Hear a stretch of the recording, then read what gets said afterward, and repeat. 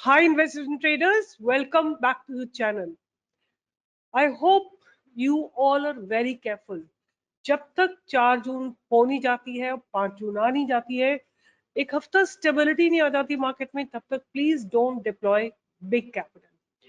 मेरे को ना बहुत बहुत सारे डीएम्स आते हैं जगह जगह पे, इंस्टा पे, हर जगह पे, और लोग बोलते हैं कि आपने ये स्टॉक दिया था वो नीचे गिर गया। आप बताइए, ये स्टॉक है स्ट्राइड्स फार्मा, मैंने इसमें बाय दिया है 921।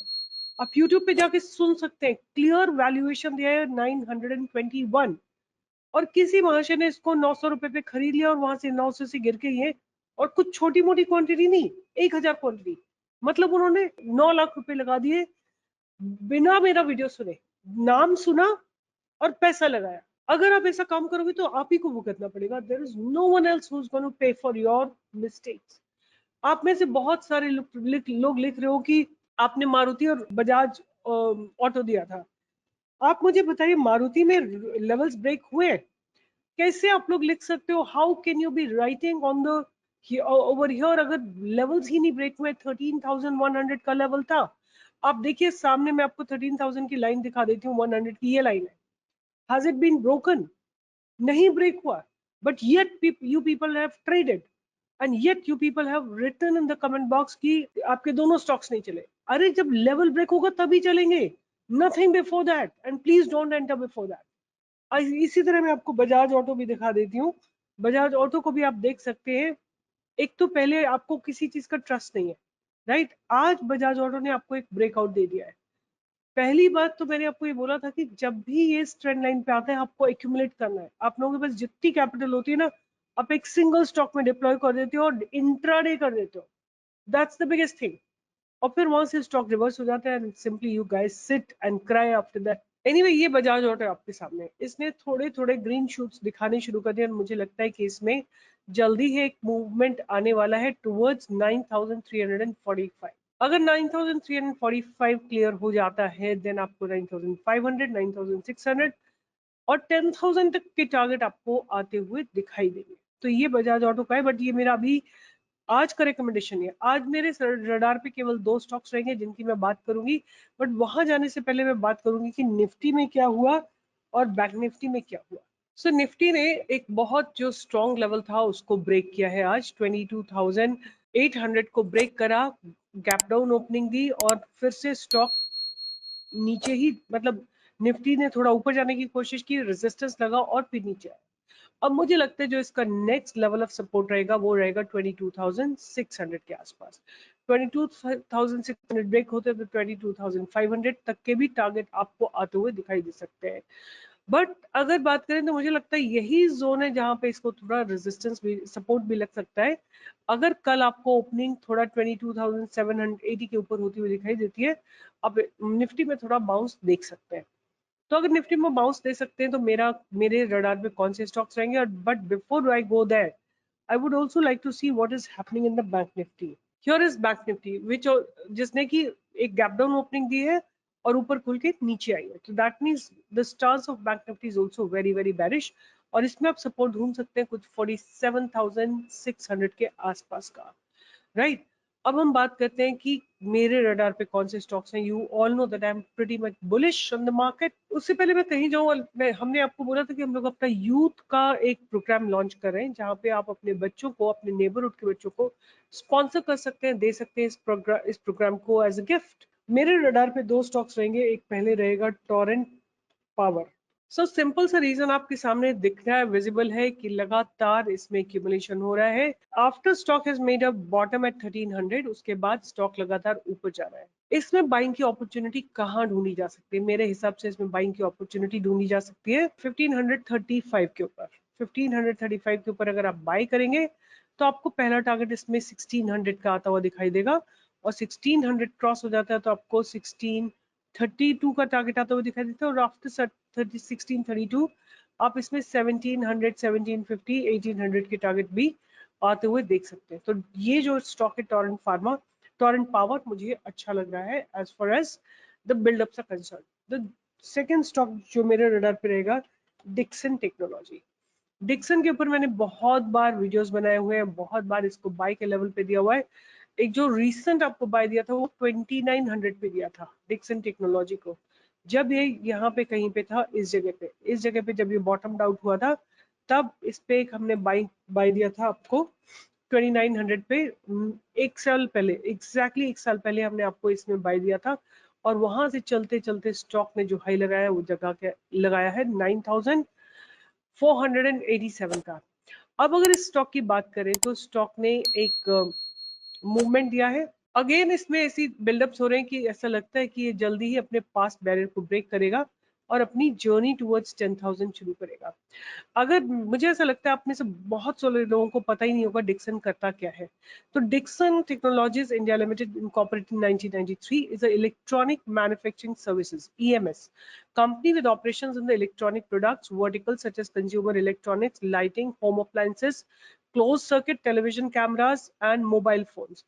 It also undertakes reverse logistics operation. Besides, it manufactures security surveillance equipment, wearable and audible AC PCBs. Recently, it has entered in a joint venture with Imagine Marketing Private Limited by designing and manufacturing wireless audio solutions in India. Dixon is one of the largest LED manufacturers in India, and it services more than 35% of India's requirement.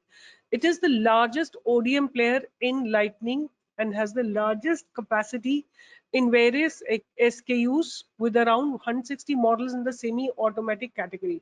So basically, they are into manufacturing. तो consumer electronics ये 25% बनाते हैं, lighting products 12%, home appliances 7%, mobile and EMS 60%, security system 3%। और इनकी जो R&D centres हैं वो India and China में है। और कैपेक्स की बात करें तो company intends to undertake capex in the range of ₹300 to 400 crore per annum over the next 2 years, partly funded by external debt. In addition, it is estimated to have debt repayment obligation of ₹90 to 110 crores. What I would like to do, I will take you to the company's website and we'll see over there what exactly the company does and इनके collaborative partners कौन कौन से हैं। So अगर देखा जाए तो broadly they are into consumer electronics, home appliances, lighting solutions, mobile phones, security surveillance systems, reverse logistics, medical electronics, set-top boxes and IT hardware. Pretty a broad perspective. So this is how Dixon is. अगर हम इनकी बात करते हैं कि इनकी sales का क्या हो रहा है, तो आप देख सकते हैं कि सेल्स 2021 से लेकर 2024 तक डबल हो गई है। और अगर हम ऑपरेटिंग प्रॉफिट की बात करें तो ऑपरेटिंग प्रॉफिट डबल से ज्यादा हो गए हैं। Operating profit margins are consistent at 4%। Net profit की बात करें तो नेट प्रॉफिट डबल से ज्यादा है और ईपीएस इनका लगातार स्लोली ग्रेजुअली बढ़ रहा है। अगर हम ईयर ऑन ईयर सेल्स की बात करते हैं तो 2013 से 769 करोड़ से बढ़ के 2024 में 17,691 करोड़ का हो गया। और ऑपरेटिंग प्रॉफिट्स की बात करें तो 21 करोड़ से 698 करोड़ हो गया और operating profit margin is more और लेस स्टेबल। अगर हम इनकी बात करते हैं कि इनके पास रिजर्व्स कितने हैं, company's reserves have been continuously growing and borrowings are there but not huge, but they have also grown a little bit. अगर हम कैश फ्रॉम ऑपरेटिंग एक्टिविटी की बात करें तो they are company's generating cash from operating activity and profits from operation, there is continuous profit from operation. अगर debtor days की बात करें तो थोड़े से कम ही हुए हैं डेटर डेज। और आरओसी की बात करें तो काफी कंसिस्टेंट है बिटवीन 27, 34, 23, 24%। अगर प्रोमोटर्स होल्डिंग की बात करें तो प्रोमोटर्स ने अपनी होल्डिंग को थोड़ा सा घटाया, एफआईएस ने होल्डिंग को इंक्रीज किया है, डीआईएस ने अपनी होल्डिंग को थोड़ा सा बढ़ाया है और पब्लिक ने अपनी होल्डिंग को थोड़ा सा घटाया है। तो overall company looks good and मुझे क्या लगता है कि आने वाले दिनों में आपको डिक्सन में 10,000 के टारगेट्स जरूर दिखेंगे। मे बी 2 महीने के समय में और 3 महीने के समय में आपको 10,000 के टारगेट्स जरूर आते हुए दिखाई देंगे डिक्सन टेक में।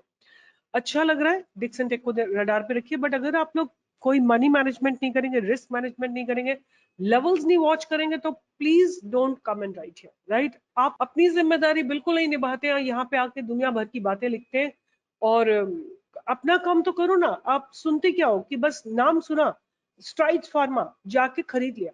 कम से कम लेवल देखो, कहाँ खरीदना है, कितना खरीदना है, छोटी छोटी कैपिटल डिप्लॉय करो। अगर आपने 50 शेयर वहां लिए थे और थोड़ा नीचे गिरता तो आप 200 शेयर ले लेते, और नीचे गिरता तो 700 शेयर ले लेते, आपका कॉस्ट जो है नीचे आ जाती है और आप प्रॉफिट में होते हैं। आज इसने बाउंस दिया अच्छा खासा, 5% का बाउंस दिया, बट आप लोगों को तो अपनी मनमानी करनी है तो करो भाई, मैं क्या कर सकती हूँ। मैं अपनी तरफ से कोई कसर नहीं छोड़ती हूँ कि आपके लिए कोई खराब या कोई फंडामेंटली वीक स्टॉक लेके आऊं, बट मैं क्या करूं, मेरे को समझ ही नहीं आता। मैं सोचती हूँ आप लोग आके लिखते हो कि मैसिव लॉस हो गया। कैसे मैसिव लॉस हो गया? अगर आप मैसिव पोजीशंस बनाओगे तभी मैसिव लॉस होगा। मैसिव प्रॉफिट करते हो कोई नहीं आके लिखता है, मैसिव लॉस होता है तो सारी दुनिया में आके ढिंडोरा पीटते हो। कल आपने सुमिटोमो दिया था तो मेरा लॉस हो गया, आज सुमिटोमो बाउंस कर गया। बट आप लोग तो इंट्राडे में प्रेफर करते हो ना, बिकॉज लेवरेज लेते हो, दुनिया भर का काम करते हो। तो you guys bear it, don't write it, don't come and write here कि मेरा लॉस हो गया। आज देखो कितना जबरदस्त बाउंस कर दिया, वापस बाउंस बैक 497। आप इंट्राडे में काम करना चाहते हो मेरे ट्रेड पे, दैट्स नॉट करेक्ट। मैं पोजिशनल लिख के देती हूँ और आप इंट्राडे करते हो तो you are responsible, I am not responsible. आप रिस्पॉन्सिबिलिटी नहीं लेंगे तो करते रहिए जो आपको करना है। Nobody can help you, nobody can help you. But अगर आपको हेल्प चाहिए, मैं बार बार समझाती हूँ कि पोजिशनल साइजिंग को मॉनिटर करो और थोड़ी थोड़ी क्वांटिटी डिप्लॉय करो। आप देख लीजिए सुमिटोमो भाग गया आज। आप मुझसे दुनिया भर पूछ रही है यूको बैंक का क्या हुआ, मेरे को बताओ यूको बैंक का क्या हुआ। मेरे लेवल्स ब्रेक हुए कि नहीं हुए? आप लोग बताओ मुझे। यूको यूको में मेरे लेवल्स ब्रेक हुए कि नहीं? यूको में हमको बाय करना था 62 के ऊपर, 62 के ऊपर तो गया ही नहीं है स्टॉक। तो आप मुझसे लेवल्स क्यों पूछ रहे हो, क्या हो गया? कुछ नहीं हो गया, the levels have not been crossed. 62 के ऊपर जाएगा तभी आपको बाय करना है। You guys have bought it right wherever, जहां खुला वहां खरीद लिया, उसके बाद मार्केट नीचे गया, अब आप आके यहाँ पे लिख रहे हो। तो लेवल्स को ऑनर करना नहीं जानते हो तो मत करो, ट्रेडिंग छोड़ दो, पहले सीख ही लो, पहले अपना टाइम इन्वेस्ट कर लो। एटलीस्ट जो हार्ड एंड मनी है वो तो लॉस नहीं होगा। मारुति कहाँ लेवल ब्रेक हुआ है? 13,100 पे बाय दिया हुआ है। Where is the level which has been broken? No. But anyway, मैं इससे ज्यादा कुछ नहीं बोलूंगी। अगर आप लोगों को इतना नहीं समझ में आता है तो प्लीज मेरे ट्रेड्स मत लो, डोंट टेक माय ट्रेड्स। अगर आपको ये बात नहीं समझ में आती, आप 9 लाख रुपए लगा रहे हो बिना सोचे, बिना देखे, लेवल बिना देखे, कुछ तो मार्क करोगे। Previous days I nothing, so you bear with it. अगर आपको डिलीजेंटली काम नहीं करना है तो मेरे ट्रेड्स मत लिया करो। आई एम सिंपली सेइंग, अगर आप छोटी छोटी कैपिटल लगाओगे, मैं आपको फंडामेंटली स्ट्रॉन्ग स्टॉक्स देती हूँ तो कम से कम इतना तो आप, और टेक्निकली जिनमें ब्रेकआउट आ रहा हो, मगर मार्केट का सपोर्ट नहीं है, नीचे आ रहा है और बिना लेवल ब्रेक हुए आप लिख रहे हो यहाँ पे कि आपका ये भी नहीं चला वो भी नहीं चला, तो आप इसके लिए रिस्पॉन्सिबल होने चाहिए, नॉट मी। बट एनीवे, मैं अपना काम शिद्दत से करूंगी और करती रहूंगी, लगातार करती रहूंगी। आप लोगों को जो करना है, जो लिखना है, आप लिख सकते हैं। I am going to do my level best, right? आप नहीं करते हैं तो आप जिम्मेदारी लीजिए अपने काम की। Anyway, with this, I'll be signing off and see you in the live market tomorrow. And yes, we will be keeping our positional sizing very, very small until the results have been declared, right? Until the results have been declared. Once again, somebody has written, ki, why are you not bothered about government is going to be stable or not stable? I'm 100% concerned. What are you talking about? And I've done my bit to bring a stable government, right? But I don't want to begin a political conversation here. I'm not interested in that. My only question to you guys is that stable government hogi ki nahi hogi? I'm not worried about, that's my concern. I want stable government, right? I'm not worried A or B. I don't care about it, right? But what I'm worried about is the stable government. So मुझे लगता है कि stable government आएगी 100%। और market, कोई मुझसे पूछा था आज कि अभी और कितना ऊपर जाएगी, मैंने कहा जितनी, जब तक बाइंग कैपेसिटी है इंडियन पीपल के पास, और जब तक India is developing continuously, there will be no looking back. Market will go up and up and up, थोड़ा ऊपर थोड़ा नीचे, ऊपर नीचे चलता रहेगा, but market doesn't look to be stopping anywhere. So with this, I'll be signing off. Stay tuned for more updates in the live market. Bye bye. Take care.